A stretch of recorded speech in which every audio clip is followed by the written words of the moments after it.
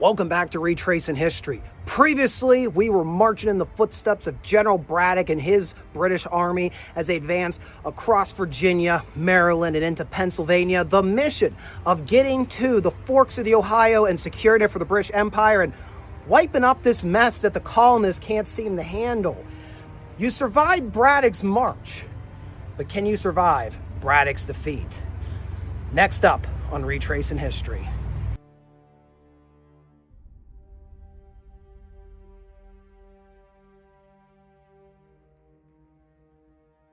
July 9th, 1755. General Edward Braddock anticipated one more day of marching to reach the gates of Fort Duquesne. Because of events you, the viewer, already know are about to occur, we only know details on part of that march. That being the two planned fordings of the Monongahela River to bypass the dangerous Turtle Creek Valley. Once across the river, the flying column of his army would have to assail a steep ridge. Braddock's exact plan for assaulting the French fort is up to speculation based on crumbs of evidence. Right. Now, in terms of how will I go and capture my objective, which is Fort Duquesne, as you can see right here, that's a very good question. And at this point in time, this would be more of a kind of like a preliminary idea of how I will go about once I reach my goal.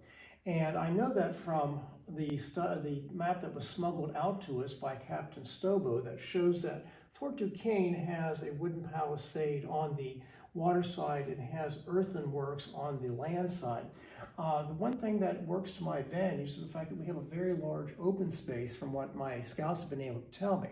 This will enable me to bring up my artillery, the light field guns, because we have 6-pound and 12-pound field guns, and we also have mortars, and we also have a howitzer, which is into the rear of the column here. So once we get to that point, most likely what I will do will be to establish a typical European-style siege warfare, where I'll start with the construction of an outer work to go and confine the French into the area around the confluence of the three rivers, and then start by advancing a sap so that we can start building parallel lines while bombarding them, with the idea of eventually creating a breach somewhere in this area up and through here. And Major Stobo was graciously enough to mark the locations of the powder magazines on here, so we might actually be able to effectively score a hit on one of those, causing an explosion that will make the job much easier.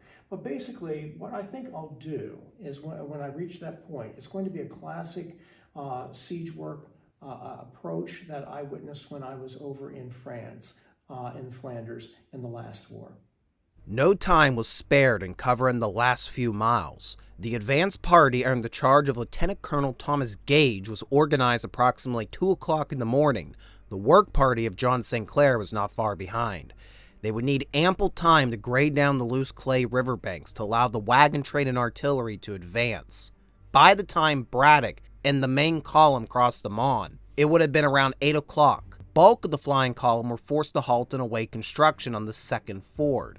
During that time, Braddock organized the men into a more former line of march, wanting a tremendous show of force to any enemy on the opposite bank that may be observant. A finer sight could not have been beheld. The shining barrels of the muskets, the excellent order of the men, the cleanliness of their appearance, the joy depicted on their face at being near Fort Duquesne, the highest object of their wishes, the music re-echoed throughout the mountains. How brilliant the morning. General Braddock, nor the redcoats crossing with him, could have imagined the wilderness that surrounded him in 1755 would look like this in 2025. They crossed from the vicinity of Kennywood Amusement Park into the Edgar Thomson Steelworks. The former is a late 19th century trolley park. The latter was the first major steel plant owned by Andrew Carnegie. Within the modern steel works would have been the burnt ruins of Fraser's Cabin, another Virginian who, just like Christopher Gist, had tried to assert his land claims in the Ohio country. His homestead met a similar end. By 1 o'clock, the last of the redcoats were across the Monongahela.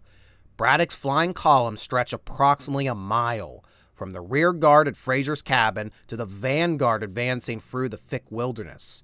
The general and his staff were somewhere amid that line of march when they first heard what they had feared would sound at the river crossing: gunshots.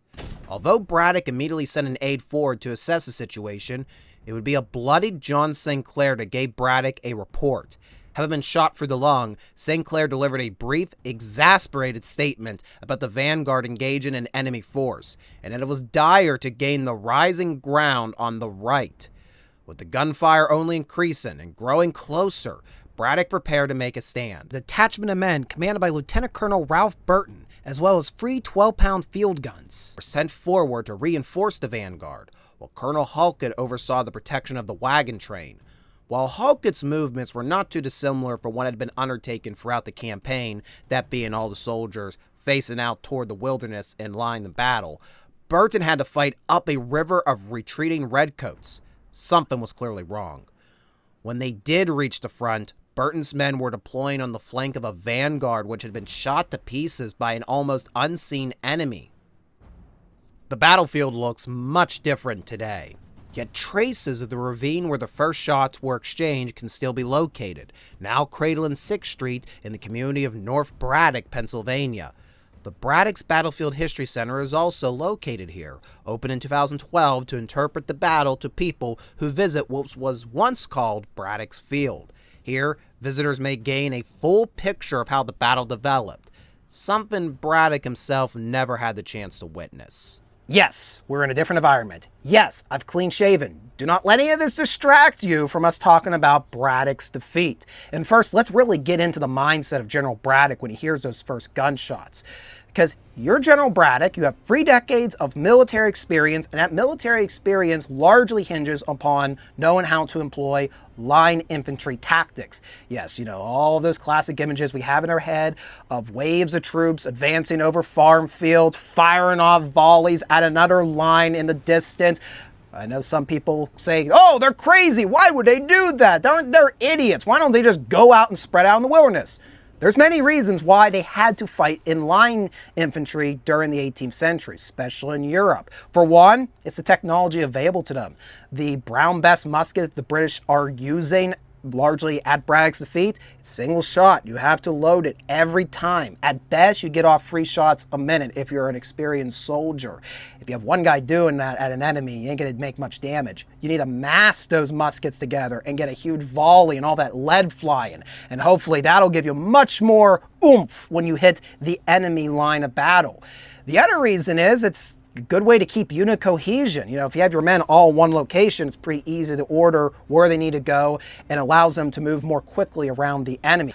So when we transplant all of this school of thought into the wilderness of what is now Western Pennsylvania, well, what Braddock sees, hey, I got a battle happening to my front. I'm going to send my heavies, the grenadiers, up to front to punch a hole through the enemy attack and hopefully continue my advance. For the record, the tactics Braddock employs on July 9th are the same ones he had trained his army to conduct if an attack had occurred anywhere between Fort Cumberland all the way up, ideally, to Fort Duquesne. So nothing's dissimilar for what they're employing. You have Halkett having his troops face out at the enemy. They're in lines of battle, ready to meet the enemy. But the main fighting, according to Braddock, is just happening at the front of March. One of the big follies of Braddock's defeat, that is the lack of communication, the lack of support he has from Native Americans. Yes, we know he has those few Haudenosaunee, Mingo scouts with him.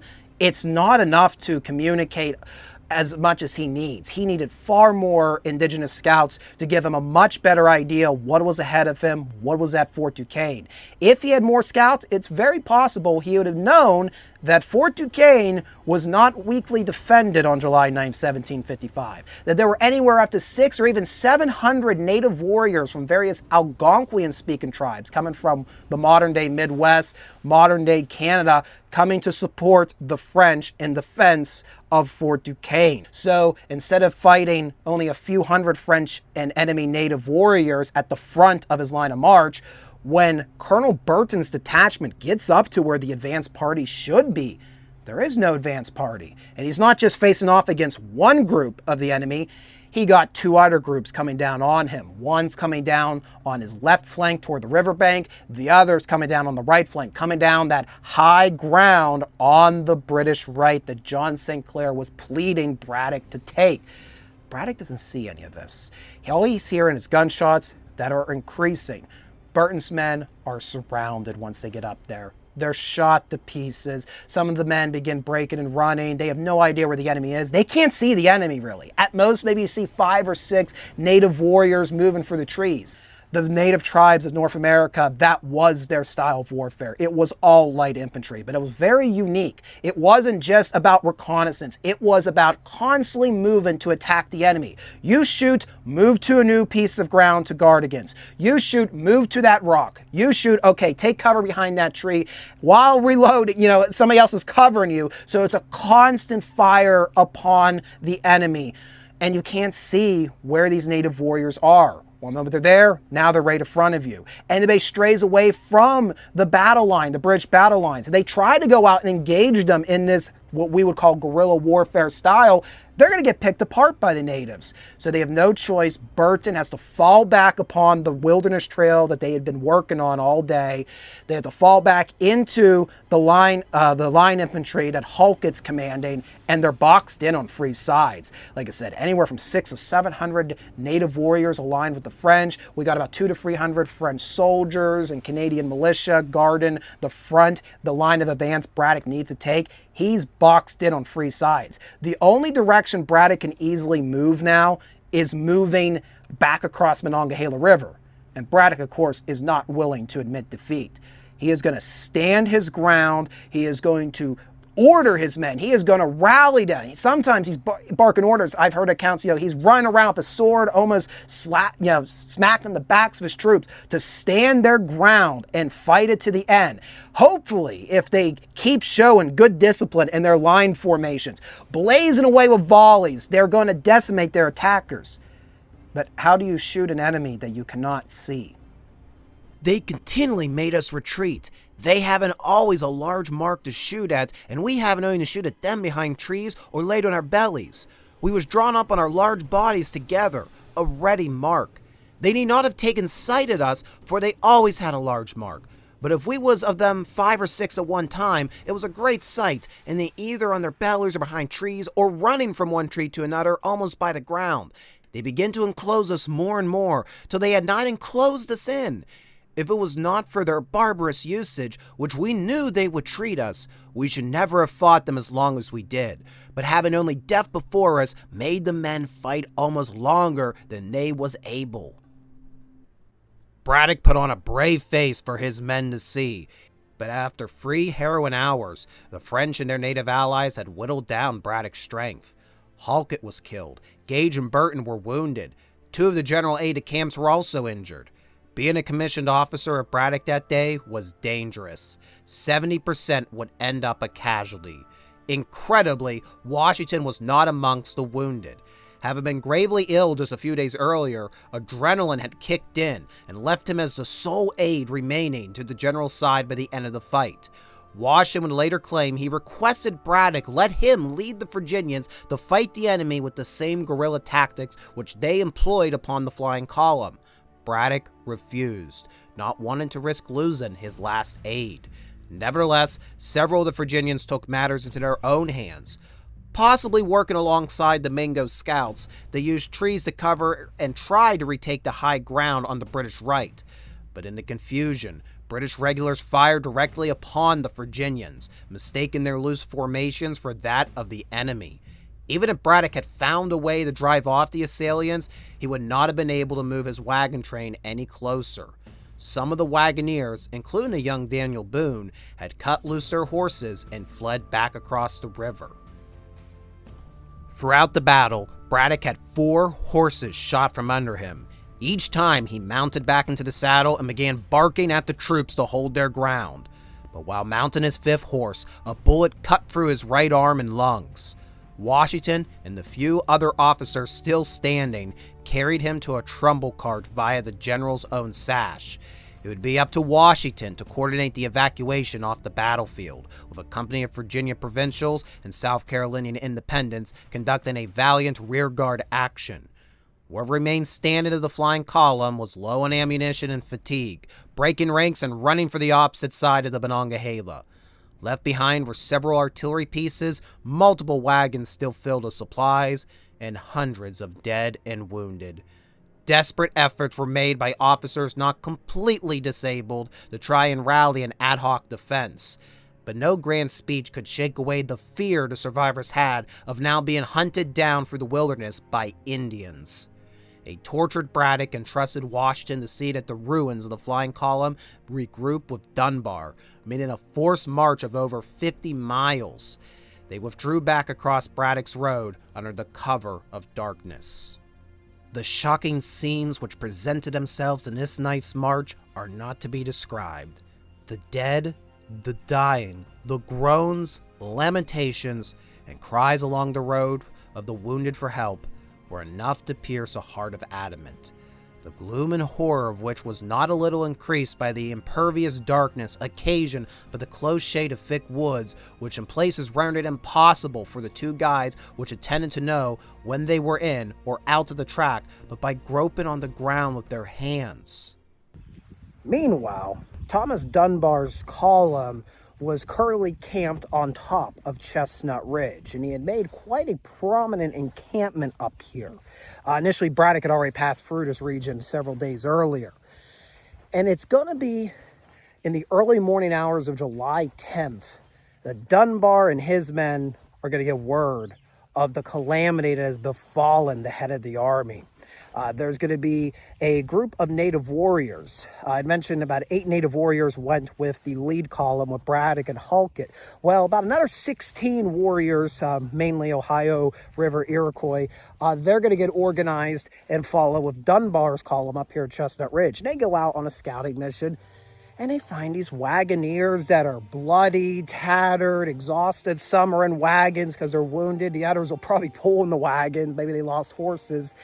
And they're the ones that bring it back to camp here, what has happened along the banks of the Monongahela River. Throughout the day, stragglers or who have run for their lives some 50 Braddock Road miles are going to descend upon the camp, spreading word. Some are saying things that aren't true, saying the general's dead. He's not dead yet. Some are saying Washington has been fallen and all the officers are dead. It's chaos and confusion. Braddock himself will not arrive here at Dunbar's camp until early morning hours of July 11th. And I believe Washington and the surviving staff officers, that's when they appear here as well. And well, Braddock is not in a good condition, and he knows it. He's brought in on like basically a scratch-built gurney they use from scraps from the supply wagons laid waste to during the march. Braddock is essentially going to turn over command. He knows he's not long for this world.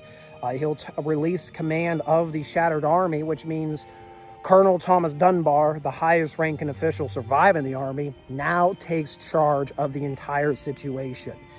And what follows next is one of the most controversial moments of the entire campaign. Yeah, after the battle, now we're getting controversial. What is going to happen is Thomas Dunbar orders for the entire army to abandon camp and to fall back to Fort Cumberland, essentially quitting the whole campaign. Don't blame him on that. I mean, there's no way at this point, with the chaos ensuing around this, you're going to be really able to calm these people's nerves. And they don't know for certain how many French soldiers, Canadian militia, and native warriors may be pursuing them. They think thousands of the enemy are coming toward Chestnut Ridge, and they think they don't have enough time to fortify this mountaintop. So they decide that they're going to run instead. However, what's going to ensue is they're going to start destroying any excess baggage. That's going to include any supplies that are no longer necessary. They're going to be burned.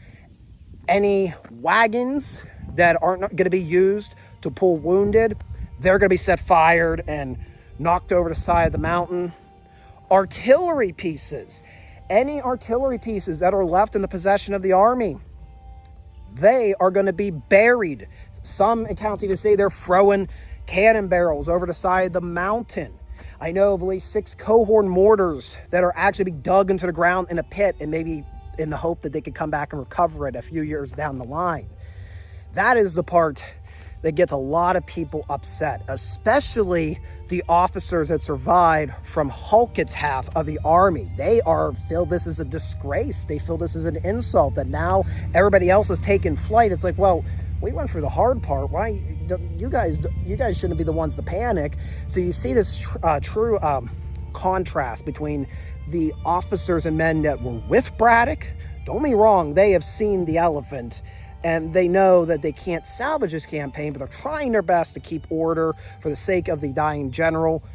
Or Dunbar's half, a lot of them, they're the ones that are going to put a lot of criticism on Braddock of dividing the army. They want to get out of here as soon as possible. They're hearing all these horror stories. They're the ones that want to get running off this mountain. For Dunbar's part, what made him decide to quit the whole campaign beyond the obvious?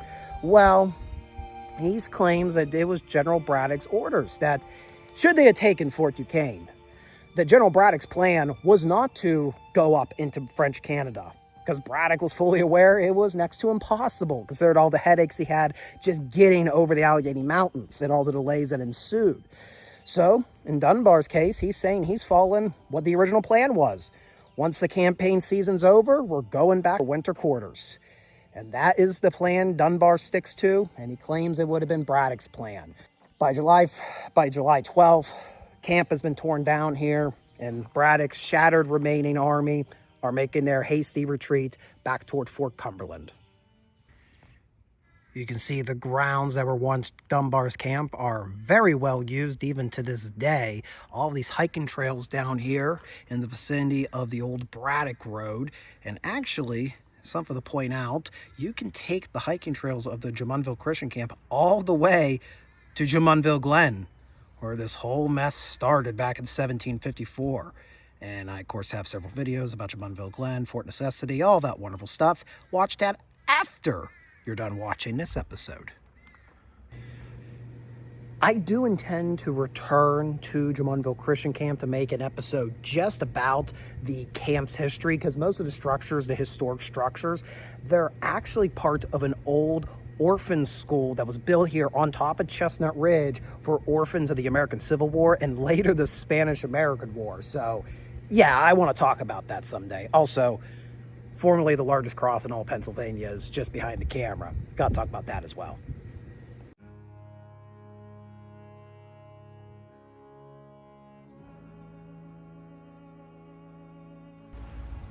Over my shoulder is the site of the Orchard Camp, which is just about a mile to the northwest of Fort Necessity in the Great Meadows. And on the night of July 13th, 1755, is at this site that General Edward Braddock was heard to mother, "Who would have thought it?" and then passed away. Washington is going to gather a small team of what's left of Braddock's staff, and they're going to bury the general in the very road that he was named after. This is the site of Braddock's original grave, or at least what's presumed to be Braddock's grave. And the reason this was done, why he's buried right in the road, is Washington is going to order for the whole army to march over the grave, obliterating any trace that anybody of significance was buried here. That way, the grave would not be desecrated by Franco-Amerindian war parties that Washington and the rest of the surviving army were fearful they were being followed by. Thus died a man whose good and bad qualities were intimately blended. He was brave even to a fault, and in regular service would have done honor to his profession. His attachments were warm, his enmities were strong, and having no disguise about him, both appeared in full force. He was generous and disinterested, but plain and blunt in his manner, even to rudeness. Hello, I'm Robert Fryman. I'm portraying General Braddock here at Braddock Battlefield and History Museum, and it's been a very interesting journey in learning about Edward Braddock. When I was a child growing up in the Ohio Valley here, we always heard of Braddock as being a very stupid, very dogmatic, a very tyrannical leader. And when I was asked to develop my portrayal as General Braddock for this site here, I started delving into the man. And what I found was that this man has been maligned for over 250 years, he has been maligned by historians and popular culture alike. He has a very strong work ethic. He believes in honesty, and you see that constantly in his dealings with money and in his dealings with individuals. He was described as being rude, and looking at that as I started going back into the dictionaries as how did they define rude in 1740, 1750, I've discovered that rude meant that you were very blunt with individuals, that you were very straightforward. And from everything I've read about Braddock and the descriptions of him, he was a man who believed that you did what you said you were going to do, what you had promised you were going to do. You did your duty. And this is a man who has spent his life in the Coldstream Guards, the elite of the British military. And he expected others to do their duty as well. So if you didn't follow through on your promises, he could be very blunt with you. He could be very angry with you. As to him being a tyrant towards his men, I found it to be quite the opposite. Here's a man who in 1754, 53-54, takes over as the colonel. He resigns his commission with the Coldstream Guards and is commissioned as colonel of the 14th Regiment of Foot, which is stationed at Gibraltar, which is basically an area that nobody wanted to go and be assigned to. It was the worst of assignments. The regiment that was there had a very bad morale, but within a year, Braddock has turned that around. He changes out their uniforms so that instead of wearing heavy wool clothing, they're wearing a mixture of clothing that's more adapted to give them comfort. He establishes better senses of morale among the men. And that you find when he comes here to North America as well. That when his army lands in Alexandria and they begin their march towards the Ohio, he looks at what they're carrying and orders them to discard all the heavy equipment. He doesn't want his men tired out, carrying what he considered to be frivolous accoutrements that will serve no purpose whatsoever. So he strips them down in terms of their equipment. For example, swords are not being carried. The white leather belts, he goes and has those discarded as well in exchange for lighter wear. He changes the clothing so that the small clothes, instead of being wool, are once again made out of a lighter linen and a linen blend. So he is actually very concerned about the welfare of his men. When he is on the march, he is very careful to listen to his officers and his subordinates. And while he doesn't adopt certain things, there's a reason for it. For example, at the Battle of Monongahela, George Washington wants to disperse the colonial Virginians into their open warfare patterns since they had all that experience in fighting the Native Americans. And Braddock says no. And the question is why? And then as you start reading and looking into it, they're talking about the numbers of colonial soldiers who are out in front trying to do that, but they're being shot by the regular British infantry because they can't tell the difference between the French and the colonials who are wearing a different type of clothing.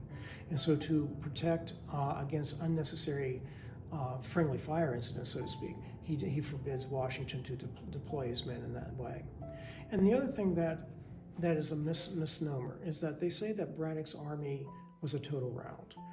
When you look at this battle, that when it starts, these men stand their ground for 3 hours fighting against a foe that they don't see too often. They're trying to hold on. For 3 hours they hold on. That's not an army that is falling apart. That's an army that's falling back on its training and listening.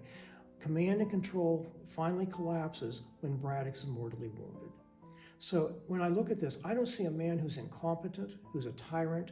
I see a man who is a very responsible individual with a strong sense of honor and duty, who cares for the men that are underneath him, and he's been maligned by history. Braddock's defeat would have far-reaching consequences. It became clear to the British Crown a simple military operation would not be enough to drive France out of North America. A full-scale war erupted, not just on North America, but across the entire world. It would take 3 years before the British managed to secure the vital forks of the Ohio River, but in that time, the British Army came to recognize the value in special units devoted to light infantry. By 1770, a light infantry company was standard amongst most British regiments. But tactics weren't not necessarily the most valuable lesson to be had. Although the British won this French and Indian War, the Crown and the colonies never could agree upon who would pay for the military campaigns. The dispute, which had denied Braddock the troops and materials he felt necessary to tame the wilderness, ultimately led the British Parliament to raising taxes on their colonies in North America. We all know where that eventually led. And speaking of leading, nobody would take their experience with Braddock closer to heart than George Washington. It was through Braddock he learned the trials and tribulations a commanding officer had to endure in order to lead an army. During the American Revolution, Washington would have to contend with many of the same issues Braddock had to deal with, such as states bickering over how to feed and equip soldiers, navigating the harsh climates and topography of North America, willing to trust his subordinates, and seeking the assistance of native tribes. In a sense, Braddock had walked into the Ohio River Valley so Washington could run a United States of America. In 1804, a road working crew unearthed human remains in the location the general had rumored to have been interred. Reportedly, bones indicative of a British officer were amongst the bones, leading to the assumption that these were the mortal vestiges of the one-time British commander of North America. Some of the bones were taken away as souvenirs, ending up on exhibits in places such as the P.T. Barnum Museum in New York City. What was left behind was reinterred on a nearby knoll. A century later, a monument was raised over the grave, enshrining it as General Edward Braddock's final resting place. And here we pay our final respects to General Edward Braddock. And I hope at the end of this series of videos you've come to learn something new and have a different understanding of what went down during the doomed Braddock campaign of 1755. And I understand why understanding General Braddock the man is important if you want to understand the American Revolution, especially if you want to understand why George Washington does some of the actions that he does during the Revolutionary War, which ultimately won America's independence. And as Braddock said, who would have thought it? That's how it was all going to go down. It begins in 1754 with the British trying to come into the Ohio River Valley to claim all of North America from the French. And by 1783, it's the British who are surrendering to not just France, but the American colonists, ceding all the land between the Atlantic Ocean and the Mississippi River to the United States of America. I'd like to thank you guys for watching a series of videos. I apologize if this was a little bit different from what we've done, the format for Retracing History. You've noticed there's probably not a lot of me on camera speaking at locations, and that's because Braddock's Road is still being used today in some capacity as US Route 40 through Virginia, Maryland, and into Pennsylvania, and the National Road, the first federally funded highway in the United States, was based upon Braddock's Road, and the National Road goes all the way out to Illinois, and I'm hoping one day I can retrace the whole National Road. It'd be a very fun series of videos to do. Everybody wants to talk about Route 66, and well, I'm a Lincoln Highway nut, and I want to do that one day, but maybe a way to work up to the Lincoln Highway would be to do a retracing of all of the National Road. In any case, thank you guys for watching this series. I hope you enjoyed it. Before you leave, be sure to hit the like button down below. And if you want to follow us in our future adventures, subscribe here to the channel, Readout Productions. I got many more ideas coming for videos. And if you want to be the first, if you want to go support us, I can't speak, guys. My brain's getting scrambled. I marched too much today. If you want to go the extra mile supporting us, you can join our Ko-fi page, link in the description below, or a small monthly fee. You become part of the Garrison, our membership program. Garrison members get early access to select videos, access to select scripts, behind-the-scene images, deleted scenes, and I'm always trying to build new bonuses to thank the Garrison for supporting me, fortifying this bastion of historical preservation it is Readout Productions. Wow, yeah, Editor Jan, I'm aware that this was coming wordier of an outro than I was expecting. Thank you guys for watching. We'll see you next time. My name's Sean McIntyre. I'm the Public Operations and Operations Manager here at Braddock's Battlefield History Center.